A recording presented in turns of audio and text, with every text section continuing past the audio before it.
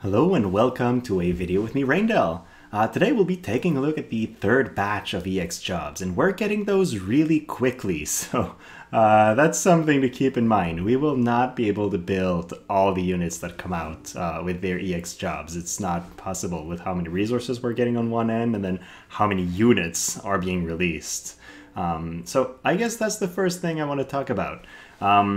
The schedule, originally on the JP side, EX job were released every 2 weeks to a month or so. And so all the units that we know of EX jobs so far are like 3 months in advance. But at the rhythm at which we're getting them in global, we're going to be matching the JP side pretty soon. I don't know if that's Gumi's intention to release the EX job for old units at the same time on both servers, but we're definitely catching up pretty fast. So if you guys want to prepare in advance for that, I recommend you take a look at the current EX jobs on the JP side for all units. And I will be covering the next batch in this video, but there are a lot of them that are very good and that are coming probably in the next couple weeks if the trend continues. So just food for thought, and it might be a reason to hold on to your materials a little bit longer, because if you're waiting for, say, EX Frederica, well, she's probably going to happen in a couple weeks if we keep getting those updates as quickly as we do. So that's it on the EX schedule. So let's begin by taking a look at Gilgamesh. And I am a big fan of what they did for his EX. Gilgamesh in War of the Vision, in my perspective at least, is a character that does a little bit of everything. He has AoE attacks, he has single target attacks, he has buffs, he can enable teammates, both slash attackers and then just about anyone with haste and quicken. And they did him justice in that regards, where he continues getting more utility while still being able to do decent damage.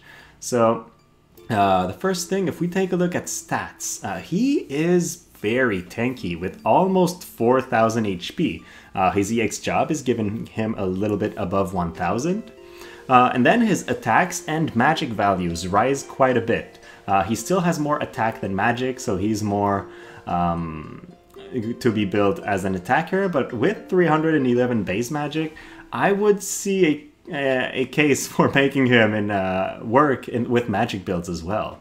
And then he also gains 7 more agility. So Gilgamesh was already a pretty fast unit. But with this, he is definitely among the fastest units in the game. So that's a good thing for him. Then if we talk about his abilities, well, his Katetsu gets only one thing. And whether it's good or not will depend on how much you hate Yuna, because he gets the ability to dispel auto-revive. Now, while this is very, very good in manual play, where you can monitor who has re-raise on the enemy team and then target them with this ability, I'm not sure how much use it'll be in auto combat, because he might not use Katetsu in the target with a re-raise. I'm pretty sure that his AI will not factor that in, because AIs really factor damage over anything else when they make their calculations. But it is still a really nice tool to have, so not a bad upgrade by any means. It doesn't get any damage upgrade though, so the decreased slash resistance and then damage remains the same. But then his second ability is Excalibur, which is his single target move to target panel and then deal damage. And now it will also dispel all buffs and haste. So that's another really cool thing. And I like the fact that it dispels buffs and haste before dealing damage. That means if you're attacking a target with a defensive buff, not a barrier because that's not included, but say Sentinel or the shield, the extra defense from the cheer that Tidus casts, well, this defensive buff will be removed before the damage procs.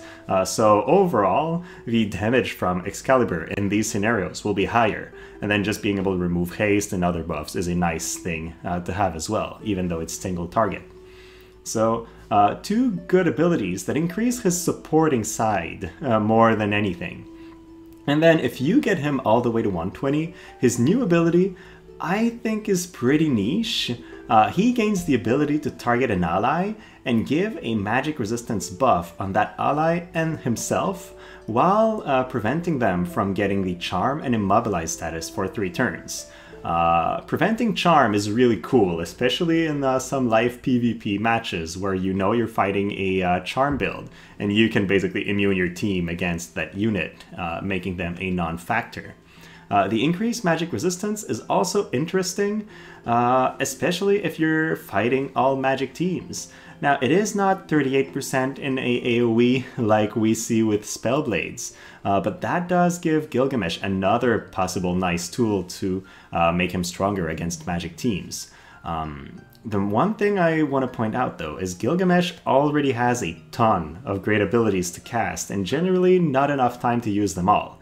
You might want him to use Armor of Discontinuity, Haste, Quicken, and then start stacking some debuffs on the enemy team. So he has a lot to do in a fight. And is he going to have time to increase magic resistance on top of everything else, especially in autoplay?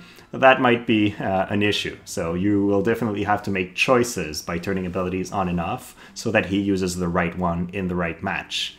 But it is a nice tool to add to his kit nonetheless. I like the fact, as I was saying before, that he now has a really strong supportive side, and since he also gained a lot of attack and speed, he is even better of an attacker as well. So overall, pretty solid EX job for Gilgamesh. Now second, let's take a look at Mediena.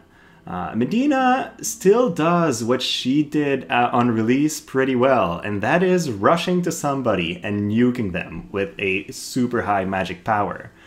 Even now, when we're fighting teams with Mediena, I find myself surprised that she often one-shots people, even though I'm not expecting it from a unit that's that was released on game launch. So she did not get power creep that much. She doesn't have the supportive side that other mages have now, but in terms of damage, she's still very much relevant. Her EX job definitely keeps her relevant in terms of damage. That's basically all she's getting, but she is getting it. So she does get a little bit more HP, which will help, but with the attackers also getting more attack, I think she'll still be in a range where she gets one-shot by most people. Her magic increases a lot. It's now over 500, so that's more damage coming in from her limit break and all her other abilities. And then her first upgrade gives her 40 spirit penetration on her passive. And in the past, before the light mage meta that we see now, I found that most teams were building towards defense more than spirit, unless they were really tailored to fight magic teams. But now we see a lot of magic teams. They're very prevalent, and so people start building more spirit. So having that tool will help her deal more damage to those enemies that she would otherwise not be able to hurt that much. So it's a good thing to have. Then her second upgrade is Flare. So she gets another cast of Flare, and then it costs a little bit less AP, so she has a chance to actually use all 3. That is good, but generally I think people use Mediena for the AoE more than the single target damage potential that she has. So it is a nice upgrade, but it doesn't feel like a game changer to me. Her new ability though, if you get her to 120, is pretty impressive. It's a ability with a lower damage mod than, say, Flare or her Limit Burst, but it decreases defense before dealing damage, which overall increases your damage when it hits, and then also decreases healing power for targets. And that's definitely a good thing with how powerful healers have become with Yuna's release. So that's pretty good, and then it's another AoE attack with a pretty good range. So there is a good chance that she will have the chance to use this in many fights. So overall, would I recommend going for her? Not necessarily, because I think she's still a unit that's going to be a one-trick pony. She rushes to the enemy team, tries to kill as many people as she can before getting one-shot herself. If that's the kind of builds that you like, a bit like using soldiers, for example, then she could be a very good option. But will she be dominant in PvP? I don't think so, because I think she's very fragile, and that's definitely a liability for her. Now let's take a look at the lower rarity options. And Sir O is an interesting EX job in my opinion. He gets quite a bit more HP, but he's still on the squishy side so for an EX unit. So if he gets hit, he's probably going down pretty quickly. But I did say if he gets hit because his EX job is tailored towards increasing his evasion lot. And while that won't help against the Yuna and Light guaranteed hit teams very much, it will help in a lot of matchups still. And it will be very strong in a lot of PvE content where enemies don't have guaranteed hit abilities. Aside from that, he gets a little bit more agility, and his attack is impressive at a total of 466, so he's going to hit pretty hard. To give you an idea, that is more attack than Gilgamesh has, so yeah, pretty impressive.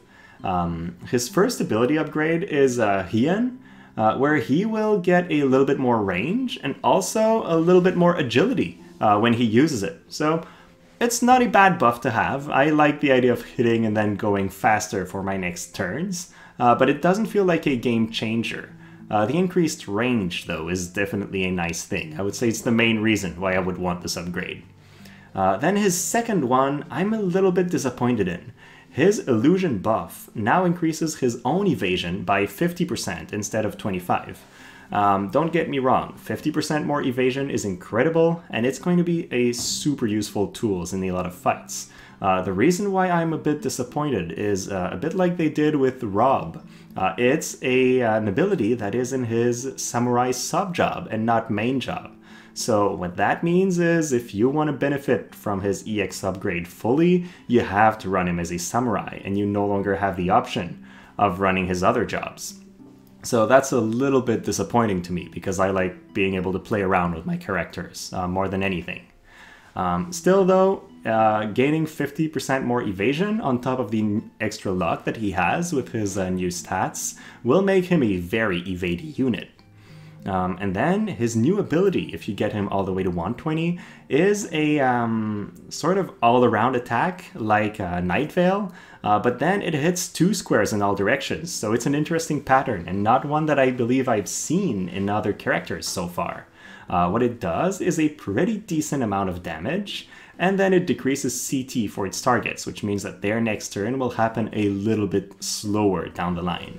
That doesn't feel like a game changer to me. It is a decent amount of damage in a nice AoE pattern, but it's not a major decrease to CD or an ability with a very, very high modifier. So overall, I think his EX job is more tailored towards increasing his survivability with evasion, and the way he'll do damage is with his higher total attack, not with incredibly high damage abilities. Overall, not necessarily the best unless you love running evasions and love running niche characters. I think there is a case where he will work very well in some scenarios, but there are probably other units that can do what he can do better, Rob being one of them. So let's take a look at Phoebe now. And I think she is one of the best EX jobs, especially for lower rarity units. First of all, she gains a bit more HP. Just like Mediena, she's still probably in the one-shot range where she's very squishy, so even with her extra HP, she might die very easily. But she gets 5 more agility. And one of the things that's holding Phoebe back a little bit in live PvP is that for a quickener, she has low base agility. With this, though, she's a lot faster, and that's going to help her a lot in being timed properly with other teams. Then she gets a ton extra magic. She's going from less than 200 to 402. So that means her abilities might actually do decent damage now. So that's definitely fun if you have the chance to hit. It adds another surprising element to her kit where she can now do damage as well as support. Then her first ability upgrade gives her 12% agility on the passive that decreases cast time. More agility means more ability to match her speed to faster teammates, so overall that's very good. And then I am a big fan of her Quicken, gaining an extra square of range. It's not a faster Quicken, it doesn't cost less, she doesn't get extra casts, but it will be easier to follow your teammates. And Phoebe already has a movement of 4, so she already has a good ability to get to someone and quicken them, even if they're far away. But with this, she can actually quicken somebody from 8 squares away at the beginning of her turn. And that's pretty impressive to me, so that's a good point. Then her new ability is also interesting. It gives her an AoE Vitalize from Green Mage, where she gives an agility buff to allies for a couple turns. There are 2 reasons where I would see use for this ability. First, if you're running Phoebe as a white mage, you don't have haste. So while you have the access to full life, which is really fun, the only thing you can do to make your team faster is quicken. And if you're not in position to be quickening for some reason, well, you're kind of there waiting or casting Protect and Shell. But with this, you have the added option of increasing your team's speed in another way. And it is not haste, it doesn't boost speed as much as haste would, but it isn't an AoE, so you still have a good advantage here. And then if you're running her as a time mage and you do have access to haste, this stacks in a multiplicative way. So 25% more agility will be increased by another 42% when the unit is hasted. So overall, they just work very well together and will make your team incredibly fast if you manage to stack both buffs. So overall, a pretty solid EX job. Phoebe is a unit that's mainly used for manual play, and I think that will remain the case because the kind of abilities she provides are abilities that the AI does not necessarily leverage very well. So it takes a lot of trial and error to make her work properly in auto teams, but if you do, I think she can still be a great tool. And then if you're a fan of manual play, I might be recommending her. I think she will be a very powerful pick now. So moving to the last unit, our global favorite Zazan. His EX job is both very good and very bad, in my opinion. The main reason why I'm disappointed with it is he did not get any more agility, and he is already one of the slowest units in the game, so at 42 agility, chances are he might not take turns in some fights, or take only 1 turn and then the enemies will get to him and keep hitting him several times. So that's a major liability for him. What he does get though is a ton of extra attack, sitting at 380, and then he has 3600 in HP overall with his EX job. So he is no longer squishy. That's the thing. With his EX job, he can take a couple hits now. He still has a weakness to magic, so I would not recommend running him against mages. But against physical teams with that much HP and then a little bit of defense that he has innately, I think he'll do just fine against a lot of teams. Then his first ability upgrade is pretty cool. Instead of buffing his own attack by 40%, he can now increase the attack of himself and people around him by 40% for 3 turns, and give them 20% human killer, which is very powerful in a lot of setups. I am very tempted to see this for Drain Force builds, again, because Human Killer is one of the few things that stacks for Drain Force, and with that you could potentially begin draining people for more than your max HP on Oldoa, for example. So I think that might be very fun to see, but that part is a very niche application of it. His second ability upgrade is very impressive. His Killer Blade now has a 300% mod before Human Killer. I don't think I've ever seen that aside from Flare. Abilities that have more than 200% are generally very hard-hitting abilities, and this one is among the highest in the game. So he, even though his attack at 380 is not the highest, with this, he's going to hit pretty hard overall. And then his new ability, I'm not that thrilled, but he gets a longer range AoE attack that has 205% and Human Killer, so it will basically hurt as hard as his unupgraded Killer Blade, which is still a pretty good move. But if he can get in front of the enemy and use his upgraded Killer Blade, that will do a lot more damage, so you probably want him to do that. And then Zazan's main strength in this game is his high mobility, so when he does get a turn, you can have him have 6 move, 3 jump without any buffs, so he can probably get to the enemy and then use Killer Blade. So that's it for the EX unit, guys. Hopefully you had fun and learned a bit. I don't necessarily recommend going too quickly. Save your materials and then pick the units that you really want for EX, because I think we'll keep getting them very quickly, and they still haven't redone the winter units and a lot of the units that were time limited and got EX jobs on the JP side. I'm expecting a EX job for Evia and Dwayne coming in the near future, so obviously, I don't know the schedule, but I know that we're getting a lot of EX units, and we're gonna have to make choices. So that's it. Hopefully you guys learned something. If you did, please like and subscribe. It will make it more likely that you see my videos in the future. And then, as always, thank you so much for watching, and have a great rest of your day.